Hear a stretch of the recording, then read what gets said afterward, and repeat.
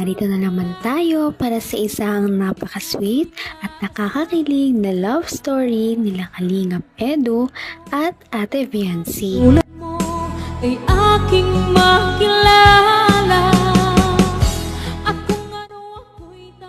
Para sa pagpapatuloy ng ating love story ay iba ang video na ito ngayon dahil marami talaga ang mga revelasyon na mangyayari dahil medyo seryoso ang pag-uusap ni Kalingap Edu at Ate Viancy ngayon.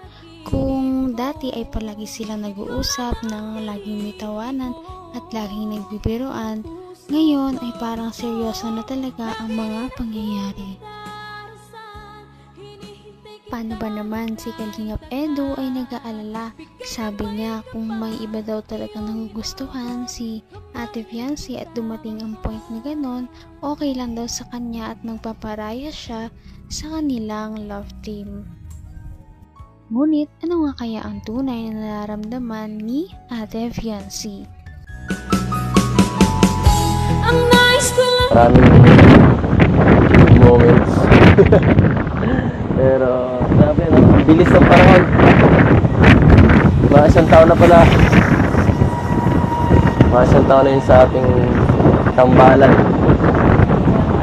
Noon. Hindi ko din nakalain na maraming tatangkilik din sa natin sa lahat. Kahit ako, biro yung parang nahirapin no. Sa lahat ng ano ko, ito ang pinakamatagal.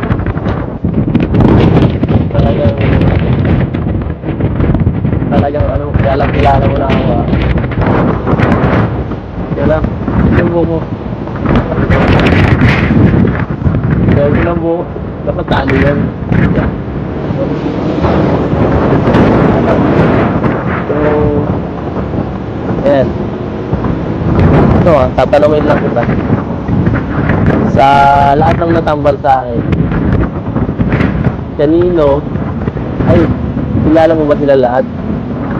Tatlo lang? No. Sige nga. Hindi na sinatake sila. Isa. Tapos yan ay Wala pa? ha? Baka meron pa. Ako ba yung pinag-lang?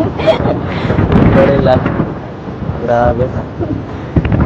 Stalker ka talaga. Yan.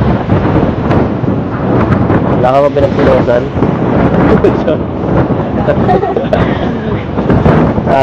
Ito. Pero sa lahat ng ano, ng nakatampal ko, ito yung pinaka masaya. Parang seryoso na talaga si Kalingap Edu kay Ate Viancy dahil ang lahat ng kanyang mga naka-love team dati ay medyo hindi nagtagal. Ngayon lamang ang kanyang ka-love team na sobrang nag-boom talaga sa public at medyo nagtagal din naman talaga hanggang ngayon at hindi pa rin sila nagtatapos. Kaya siguro ay parang nagiging totoo na.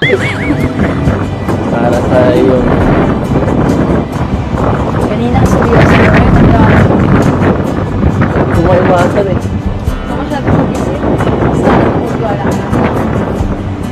Wala naman ako palagi eh. Wala palagi.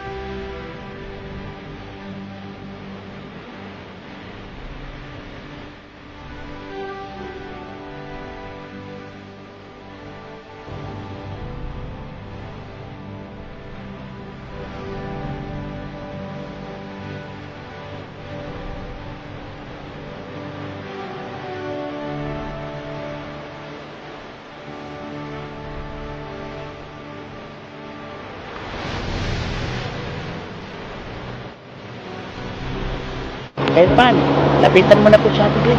Ano mo sasabihin ko doon? Basta bahala ka na, galingan mo. Nahiya ako eh. Kaya mo yan. Kulang pa ako sa lakas ng loob. Kaya mo yan. Sige na. Sige, lapitan mo. Inassure naman ni Ate Viancy si Kalingap Edu. Sabi niya na magtiwala lamang daw siya sa kanya at siguro ang naramdaman din naman ni Ate Viancy ay pareho lamang din kay Kalingap Edu dahil totoo naman daw ang lahat ng kanyang pinakita simula ng day 1 ng kanilang pagiging mag-love team kaya hindi siya dapat mag-alala. Ayan. Maano na kayo insan? Ma-anniversary ng EDC. Kaya nga eh. Sobrang bilis lang, no? Isang oras. Bilis ng panahon. Hindi akalain. Hindi natin nakalain na Isang taon na agad. ito natin yung pinakamatagal mga love team. Ano, Eds? Oo eh. Pinakamatagal. Hindi may naasahan talaga na tatagal. Oo. Hanggang... Hanggang ano na, mga third part 30. Oo. Pero ano na, Matagal na. 50 na, no? Hindi naman ito eh. 40, matagal lang 40. Isa lang ang ibig sabihin niyan, maano si Viancy? Mabait. Madaling kausap. Sobra. Grabe. Salamat. Magaling sa lahat. Kaya nga kahit sila Kuya Bal, di ba? Ano si Viancy? Gustong gusto nila si Viancy. Kahit yun naman eh. Oo. Hindi mo magustuhan sa batang ito. Diba? Viancy, ano masasabi mo at ma-anniversary na kayo ni Edu? Anong gusto mong, ha? Ano? Stay strong. Ay, stay strong. Grabe, syempre. EDC. Thank you po sa mga sa mga sumusuporta po sa love team ng EDC. Amin po yan. Saka syempre po sa inyo po yan. At ano po, sa taon na po ako din sa pagiging po. Grabe guys. 1 year na sa December 24. So happy 1 year po mga ka-EDC. Abangan nyo po, magsa-celebrate po tayo niyan December 24. Ayan. Ay, December 23 pala. Pagsalubong sa anniversary po ng EDC. December 23 po kami. Kakaiba talaga ang love team ng EDC dahil ito ang isa sa pinakamahahabang love team na nangyayari sa Kalingap dahil ang ibang ka-love team ni Kalingap Edu dati ay hindi talaga nagtatagal. Ngayon ay sobrang tagal na nila at umaabot na sila ngayon sa part 50 to part 60 kaya naman marami talaga ang nagmamahal sa kanila dahil hindi talaga natatapos ang kanilang mga chemistry. Abot kamay na kita. So since na yung pinakamatagal kong nakasama, si Buddy sunod. Yan. Pero yun po. Nanatiling ano pa rin. Tuloy-tuloy pa rin. hanggat may YouTube tayo. hanggat may YouTube, hanggat healthy, hanggat kaya. Natitigil sa ating Samahan. sa ating ginagawa. Sana ang EDC din. O Doc, ano yung papasalamatan mo Doc? Ayun, Gusto nagbigay ng 100k para sa tiles. Oo, nagbigay ng 100,000 para sa tiles. Shoutout po kay Sir Leo D. Oh, Sir Leo di pala. Sir Leo D. Kay Sir Leo D po yung 100,000 para sa tiles. Since na nagbili ka na ng tiles, kaya ibibigay ko na sa iyo yung pera. Ngayon yung 40 mil para sa cabinet, yun naman ay galing kay Ma'am Imelda Ganer. Si Imelda. Yung 20. Nababasa ko yan. Ma'am Imelda Ganer. Tsaka yung another 20 coming from the ENB International. Wow. So kaya 140 yung bibigay ko sa iyo bukas. Salamat Doc, salamat. Okay, thank you. Yan, thank you po kay Sir Leo D. Kay Ma'am Imelda Ganier. Ayan, thank you po. Pasensya na po kasi hindi ako makasalita ng maayos. Pero sobrang thank you po. Sir Leo D. Sobrang salamat po sa inyo. Laking tulong po talaga. Laking tulong. At matatapos na po ang bahay ni Fiancé. Ayan. Thank you po, thank you.